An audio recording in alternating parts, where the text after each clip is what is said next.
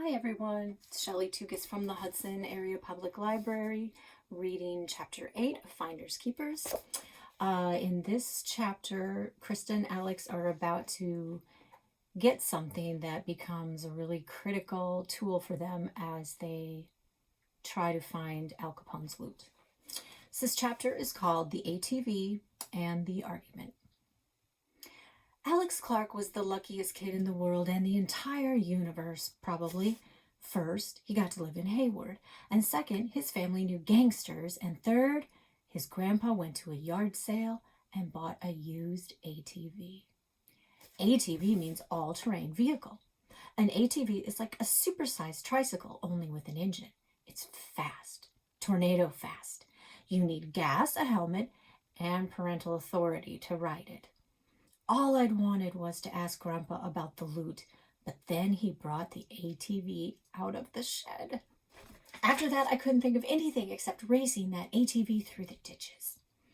All afternoon, Grandpa taught Alex how to drive the ATV, and he taught me how to sit behind Alex and not pester him about driving it too.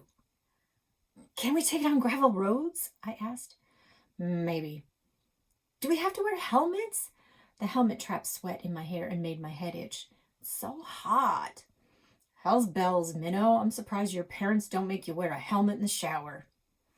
Grandpa, Alex, and I left the ATV by the shed and walked to the porch for something to drink. Wisconsin summers drenched everything with a warm mist. Humidity. The air was sweating, basically. Grandpa drank water, but Alex and I downed cold orange sodas. Alex let out a refreshing orange soda burp and said, "Now that I know how to drive an ATV, can I drive the speedboat?" "One thing at a time." I said, "Grandpa, why can't I drive the ATV and have Alex ride behind me?"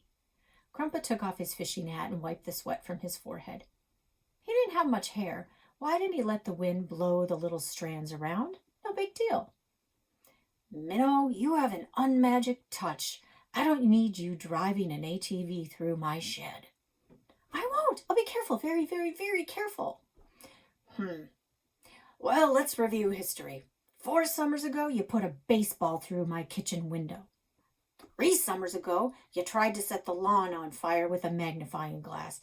2 summers ago, None of those accidents involved an all-terrain vehicle. Alex dropped to the grass and rolled around laughing. He had a stupid laugh. He hee-hawed like a sick mule. "Set the grass on fire. Oh my God, hilarious."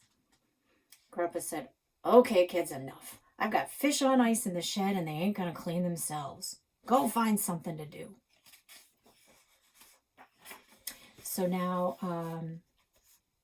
Alex and Krista are going to go into one of their little play adventures. This is them chasing Al Capone's gang through the streets of Chicago. The adventure.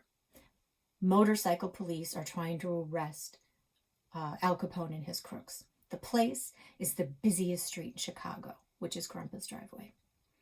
The characters, Chase Trugood and Buck Punch, and the wardrobe and props, the motorcycle, which is the ATV that is not running, police badges, which are pickle jar covers with duct tape, handcuffs, which are Amelia's headbands, police guns, which are actually squirt guns, and helmets and rope.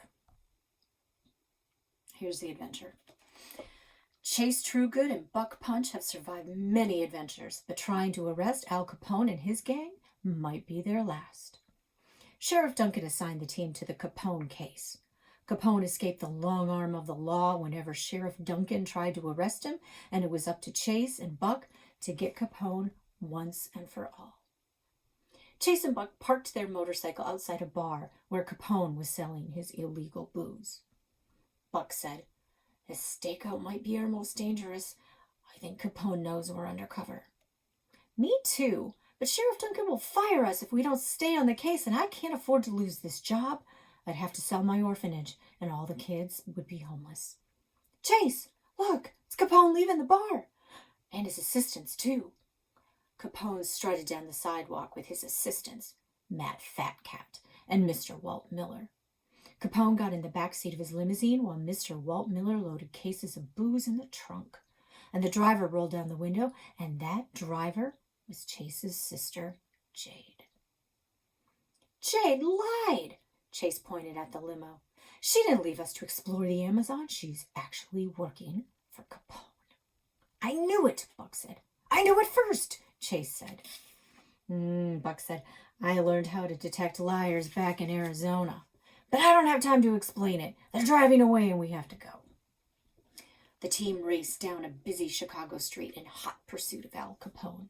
Their motorcycle weaved in and out of traffic, barely missing a semi-truck carrying dynamite. Buck steered into the sidewalk to avoid hitting a school bus. Chase shouted, Time to let me drive. We might have to jump a ramp, and that's my special skill. We'll lose sight of Capone if I stop, Chase. We gotta keep moving. Look, Chase pointed. Capone is stopping for gas. Pull over now. No, I'll circle the gas station. No, Chase shouted. I have to drive. Only I understand where Jade might take the limo, so we have to change places. Buck got off the motorcycle and switched spots with Chase. She straddled the bike and clenched to the handlebars, and then off they zoomed. Soon they were inches from Capone's bumper. Buck pulled out his gun and fired, trying to hit the tires of Capone's limo. You hit a bump! Buck shrieked as he fell off the cycle and rolled in the dirt.